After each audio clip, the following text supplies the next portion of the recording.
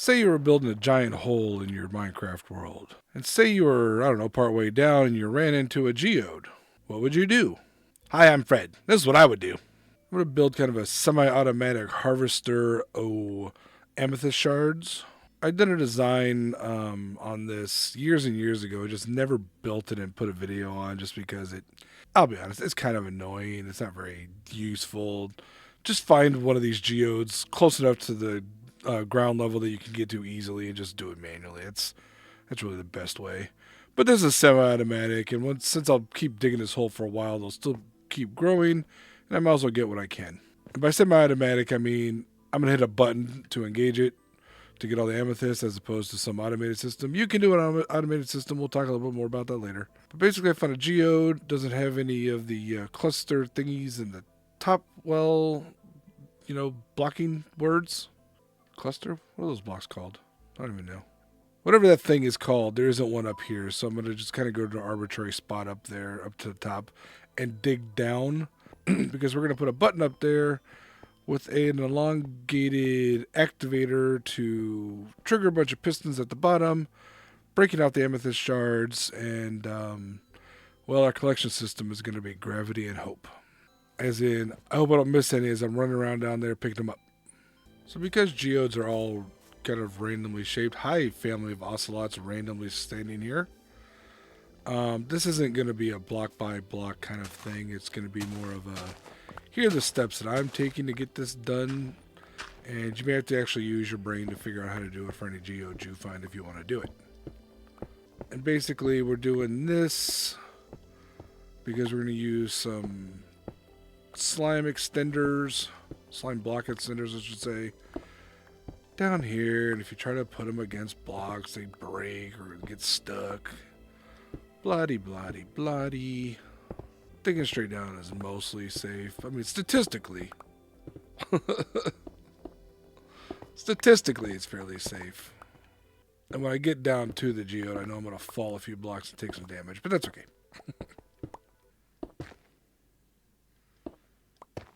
And we have reached the place.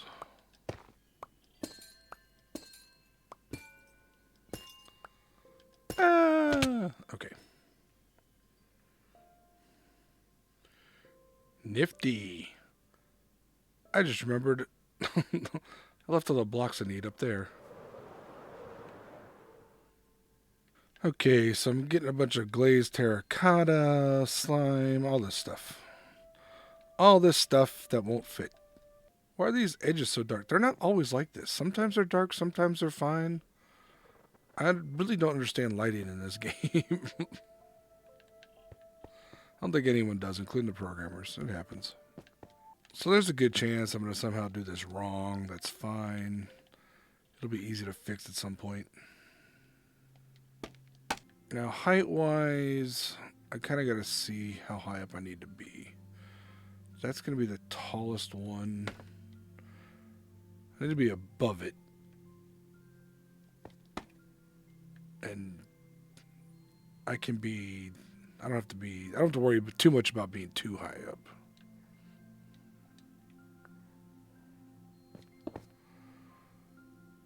So basically, all the way around,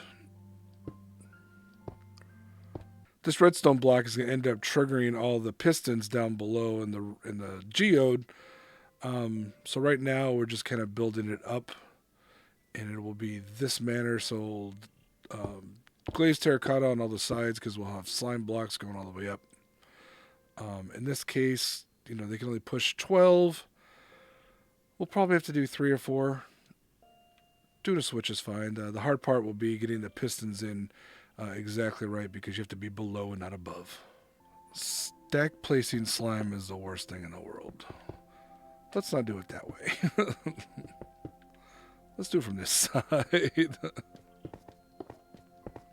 Do 10 slime total. I had a full stack. 1, 2, 3.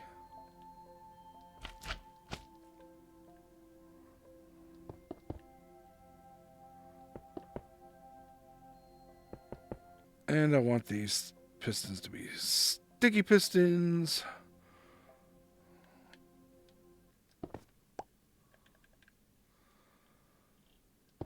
there.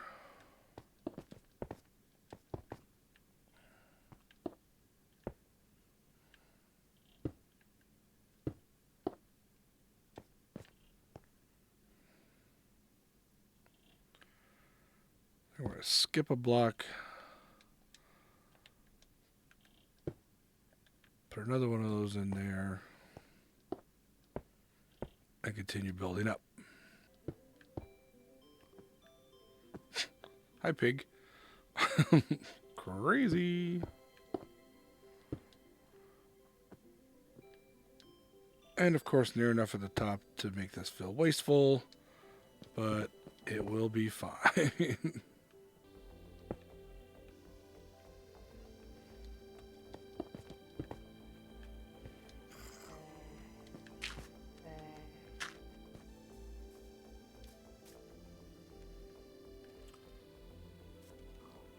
All of the birds around here are making zombie sounds. It's annoying as heck.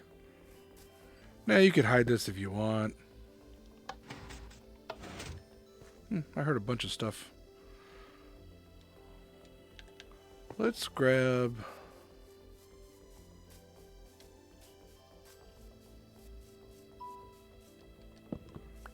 a melon, which should allow us to test this system.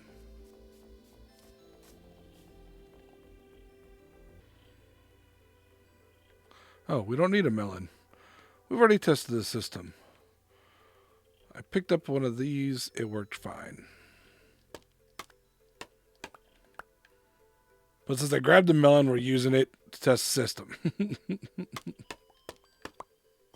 What's with the darkness here? I was playing earlier today, and it wasn't like this at all.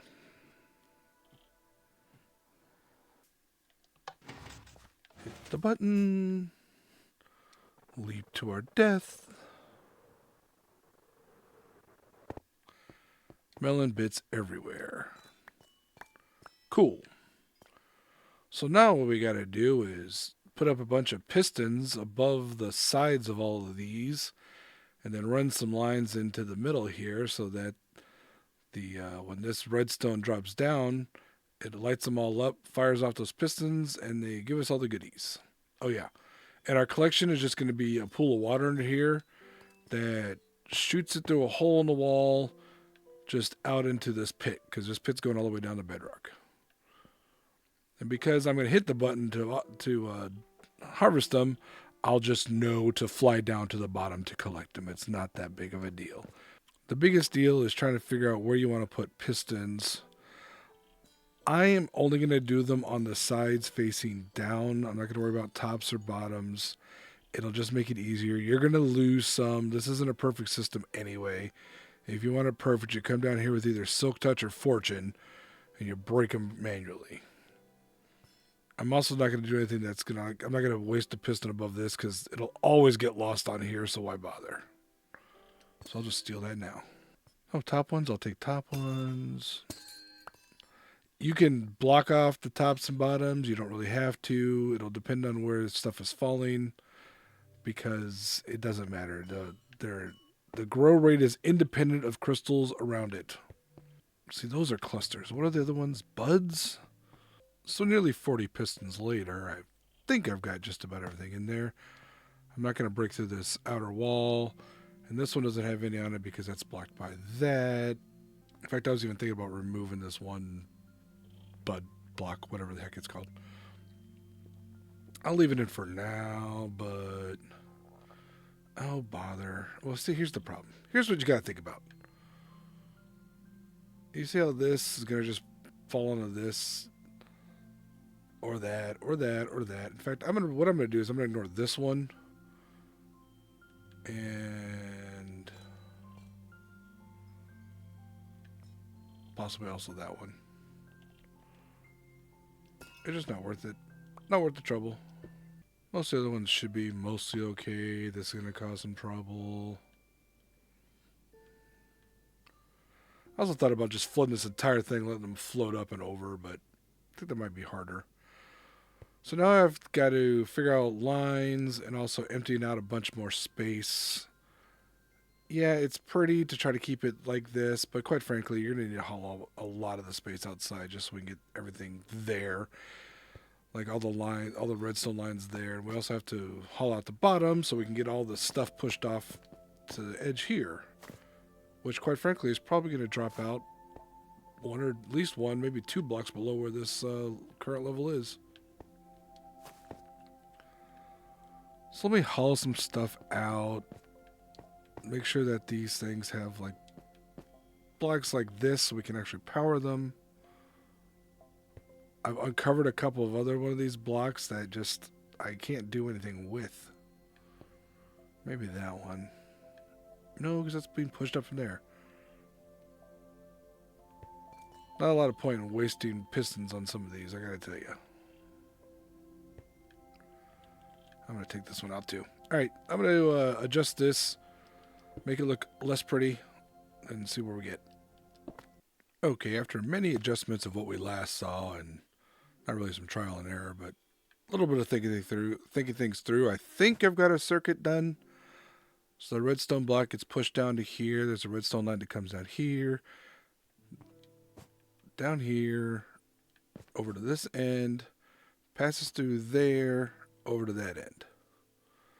This is a temporary block so I can walk past. This block is to prevent the wool from, there's a cluster behind here, or a thing behind here. Just the wool, did I say the wool? The crystal from falling over here. You know what, this would be easier if I just walked over and showed you a different one. See how this is here, and quite frankly, there should be another one of those here. Just trying to prevent things from falling down and getting stuck, the crystals. But what I'm going to do now is actually test it. Is put a block here and see where all my pistons are facing down. So that looks good.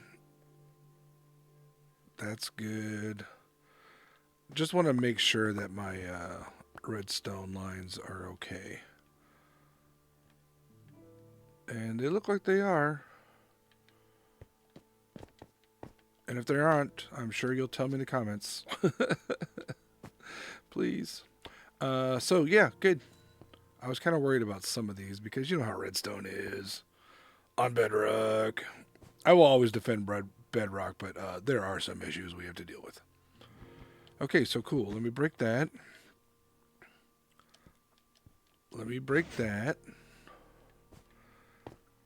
And then I can finish digging this out and get a water path in. All I'm going to do is have water kind of going towards this area. It might just be towards the center.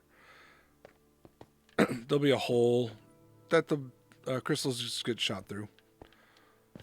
Fairly easy. Okay, so I've got everything knocked out. I'm sure this will be a huge problem. Dang it. It's not lossless. I could dig it out one more, but who wants to do that? So if I stand up here and throw some random blocks through, it all kind of gets sent down.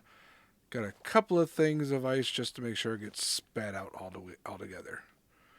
If you don't want to do that, you can actually, like get the water all the way through, like by dropping it one maybe and putting a button on the outside. Like you can hold the water back. I just want to kind of keep the walls somewhat clear in theory. I do not know how vines will adversely affect this. I'm sure it will somehow. If so, we'll figure that out later. So what I'm going to do is start digging out some more of these so the crystals grow back. Hit the button and see where we are. Hey, look, you can see through me with glass. Glass is one of the best bugs in Bedrock, always has been. I've got no fish.